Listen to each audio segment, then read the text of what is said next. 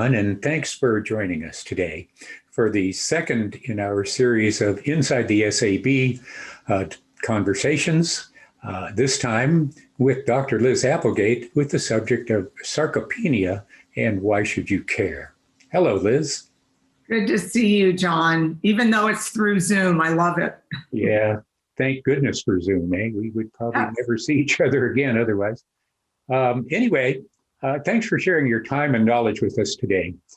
You know, I remember when the idea came up of you joining the Scientific Advisory Board. Yeah. You know, I was delighted. I think you remember we had a couple of chats together, face-to-face actually at the time. And lunch in Davis.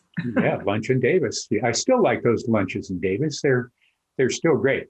And I remember, you know, when I read your academic credentials, it was amazing. You know, I know you're a long-term member of the faculty at the nutrition department at UC Davis, and now a distinguished faculty emerita, which is a prestigious award to say the least. Director of sports nutrition, and again in an emerita position for 28 college sports teams there at UC Davis. Must keep you very, very busy. Yes. A fellow of the American College of Sports Medicine and a prolific writer with more than several books and in more than 400 different articles. Some of those I remember reading in Runner's World, things that you had written years ago when I was a runner back then, when my joints would allow me to be a runner. So when I coupled that up with your reputation for excellence as a researcher, communicator, and educator, you know, it was from my perspective, it was a match made in heaven, and I know the rest of the SAB feels that way as well. Well, John, thank you. It's been an absolute honor and privilege to be a part of the Scientific Advisory Board here at Neolife. And if only we could get back to those running days, yeah. I would love it because I miss it. But it's nice that we can talk about what we need to do to stay healthy and fit. Yeah, I think that's a good place to focus. You know, a big part of sports nutrition is about muscles, obviously. Building muscle to maintain strength and help build and maintain strength and endurance. And today's topic is about muscles too, about muscles and how they relate to healthy aging, more specifically about muscle loss or sarcopenia and how that impacts healthy aging and how dietary protein may help us all be able to prevent sarcopenia from ever being something that we have to worry about. You know, sarcopenia is a hot topic today in the scientific community. The term didn't really exist until 1989, but now it's a frequent sort of topic in both the health and medical communities. So tell me, Liz, tell us all, what is sarcopenia and why should we care? Well, sarcopenia may sound like either a monster movie or I'm not sure. When I first heard it when I was a graduate student, I looked around and thought, is it only me who doesn't know what this word means? But if you think about it, literal translation is flesh that's lost or getting small. Mm-hmm. And we can apply the penia portion of the word to other conditions like osteopenia, loss of bone mass. Sarcopenia is something that we should all be concerned about. And oftentimes people think, oh, it's a disease of aging. I'm not old yet, or I'm not 100 yet, or we all come up with excuses why it really shouldn't apply to us.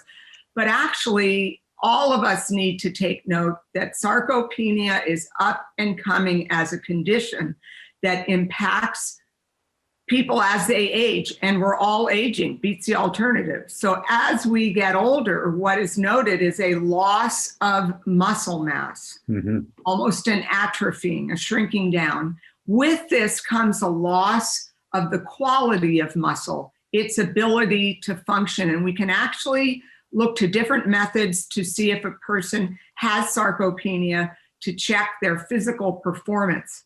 Literally, it's like a get up and go type of test. Sitting in a chair and I say to you, John, okay, I want you to get up and walk about 10 feet, turn around, come back and sit down in the chair. If it's going to take you a bit more than 20 seconds, we should do some other functional tests because that would mean there are decrements of physical performance, potentially a sign that you have sarcopenia. Wow. Yeah, pretty amazing. I'd like to take a moment and touch on this idea of the biodynamic state of muscle. You know, that biodynamics is a great word. It tells you that life is dynamic, life is always moving. You know, we think of our bones in that context of being in a constant state of being torn apart and rebuilt as we generate new tissue all the time. And that, in fact, is a big driver of why we need to make sure we get enough calcium in our diet every day. Absolutely. You think that's true of muscles too? Do we need a constant supply of protein to preserve muscle mass and keep up with that demand? Well, if we think about it, muscle represents the largest organ in your body, approximately 50% of your total wet body weight. And when we look at the different proteins in our body, and right now we're focusing on mostly muscle proteins, those are not stagnant. We make a muscle protein, it does its job, it contracts, it moves, it stabilizes, and then we break it back down again. We make it, we break it back down. That's called protein turnover. And we're constantly refreshing ourselves, not just muscle protein, enzymes, tendons and ligaments and so on. So we do need a constant supply of protein. But here's the catch, John. As we get older, our protein building machinery, like a lot of things, think of an old car, it may take a couple of extra cranks to get going. And our protein building machinery is the same way. We need to give it a bit extra to do the same work. Yeah, I've been reading a bit about that myself. So the importance of daily protein intake would be hard to overstate, it seems like. So I think something that we can all focus on. You know, protein has been at the core of the Neolife company since it first opened its doors about 60 years ago. I remember when I first started working in the industry, primarily here at Neolife, one of the first things I heard about was protein and how important it was. How the word itself, protein, is derived from the Greek word proteus, which means of primary importance. So it sort of gave me an idea of how important protein was. And certainly over all the years, I've learned more and more about that. But coming from the manufacturing side, I always was interested in how to handle these sorts of things. And I quickly learned that protein can be very difficult stuff to handle. It is very sensitive. If you don't care for it, it can, what we always said, denature, meaning it sort of breaks down a bit and loses a good deal of its nutritional value. If you don't handle it and package it properly, that is, anyway. So controlling exposure to things like heat and moisture and light while we manufacture our protein products, our ProtoGuard process, as we call it, is designed to preserve that protein quality and maximize its benefit and prolong shelf life. It's these understandings and more things that we've learned from the Scientific Advisory Board and certainly from folks like you that have been foundational to our protein formula development. How is it that you first became interested in protein as a topic? Did it sort of strike you the way it struck me? Well, much the same, John. You know, it's interesting, all the years I taught, 30 plus years, the very first topic I covered was protein, primary for life. I wanted students to have a very good understanding of protein as a macronutrient. And I was so fascinated that fat and carbohydrate are critical macronutrients, predominantly energy sources. But protein, while it can be a fuel source, my interest was, but in your body, it's providing all these different functions, 10,000 different proteins in the body.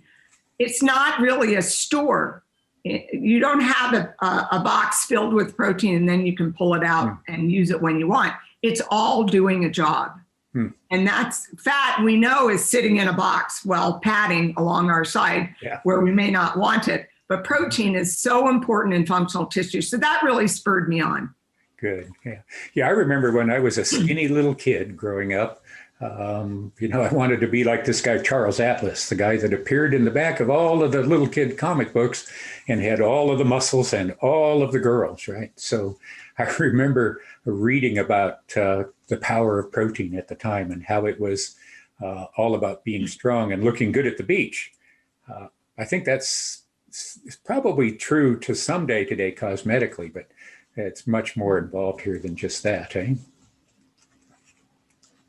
You know, it is something that, John, I don't care if it's Charles Atlas or, you know, whatever Hulk monster that we might be looking at. I think we all have that same attitude that if we have a chiseled physique, and more so, a lot of women are very interested in being physically fit and toned.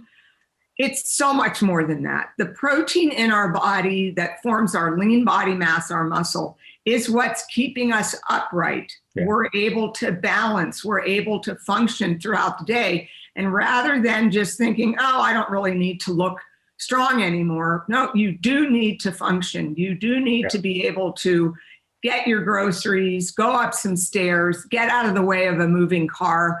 All of that centers around muscle being, you know, your ticket to good strength, good hand strength, leg strength, to endurance.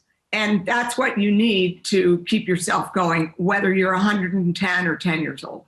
Yeah, it's that sort of idea that they've got to last your whole life, right? You don't want to run out of muscles. You can avoid it. You don't. But that, unfortunately, is what sarcopenia is about, is people are literally, because of aging process and not getting adequate protein, some hormonal issues we can discuss, but that's what's going on. Yeah. So, it's all the evidence says that sarcopenia leads to frailty, and frailty is one of the biggest challenges that we all confront at some point in our lives when it comes to healthy aging. So, you know, it's easy to say, but how does that happen? How is it that muscle just goes away? Well, as we get older, there are various anabolic, meaning building hormones like testosterone, even insulin, that we start to see a decline in levels. And the body stops making as much protein, because remember, we make a protein, we break it back down again. So it's not replacing the losses. Yeah. We also tend to be less active. That influences insulin action, so we actually can develop an insulin type resistance, which affects protein synthesis. As we age, we also lose neuromuscular junction, so we have less neuronal involvement, contracting and utilizing our muscles. So over time, you see after the age of 50, a 1% loss of lean mass per year, roughly. So just think of a picture of maybe a family member when they were in their mid-20s, the vital part of their life, and then, excuse me, then later down the road, you see them and they are smaller upper body, maybe shorter, and they just don't have that same vitality that they did. Much of that has to do with the loss of lean mass.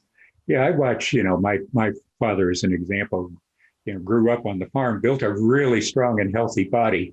And luckily for him, you know, he maintained that well into his 80s, but then, you know, he sort of turned the corner there about 85 years of age, and he became a pretty small representation of himself pretty quickly because he stopped being active. And I think that as he aged, he had difficulty getting enough of the quality protein he needed.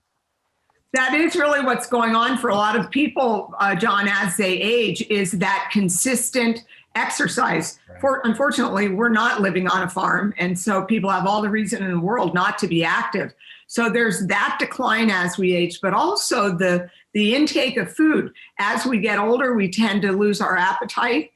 We tend to skimp on protein in the morning. And as research is showing, older people need more protein to replace those losses than they were when they were younger. Yeah, the science clearly states that building and maintaining our lean body mass is something everyone should focus on throughout their life to one extent or another. And whether you're 20 or 50 or 80, it's still an important thing that you need to do, because in the end, the muscles you have are the muscles you have. You know, that's something I try to work on every day. Somehow, you know, get out and walk. Like I said, I can't run like I used to, but I still walk pretty vigorously, try to walk through the mountains and do some, you know, upper body weight work when I can. Awesome. And, you know, I got the message. I got the message. But it's something we should all try to work on every day. Absolutely. And I I like looking at new research, as we both do, John, and the whole board, and looking at now trying to see if older people can meet those recommendations that we're saying, and they're quite challenged by that. If we say to eat 20 grams of protein in the morning, and they're used to having maybe a piece of toast with 4 grams of protein, they're at a loss for getting more. So that's what I'm finding very provocative right now is how do we implement these recommendations? Yeah, so it's a big challenge. What I find really enlightening about protein research today goes beyond just muscles. It seems to be involved in everything that goes on in our body, protein and the amino acids, obviously. You think of cardiovascular health, maybe that seems pretty obvious because your heart is a muscle. Mm-hmm. But in other areas, maybe it's not so obvious. For example, I've been reading a lot about protein and cognitive health over, long-term health over your lifetime. It's been sort of known or speculated about for some time that protein malnutrition is a driver of the risk for dementia, senile dementia later in life. And, especially in an aging population where either by choice or by circumstance don't get enough protein in their diet, that would seem to accelerate the process. But research into protein and cognition continues to grow. Cognitive health is an amazing area that they talk about. One recent article published in the journal Nutrients in June 2019, titled "Dietary Protein and Amino Acid Intake Links to the Maintenance of Cognitive Health." It was actually a very substantial review. Came to the conclusion that there was a strong connection between dietary protein intake, not only in muscle mass maintenance, but also in cognitive health maintenance. Then they concluded pretty vigorously and pretty numerically, if you look at the study, that we probably need more than we previously thought, especially as we get older. That is the case, John. In fact, it's Food and Nutrition Board, we're waiting for you. Please let us know these new recommendations for people over the age of 65, 75, and so on. Another big area is the immune system function. Yeah. And of course, right now, top of mind, everybody, first off, does not want to get COVID, but also if you do, you want to be able to protect yourself with a strong immune system. Immune cell proteins are a good example of a fast turnover protein. We make them, they live for a few days, we break them back down again. You might think, oh, I want all my immune cells to live for weeks and weeks. Well, actually, you don't.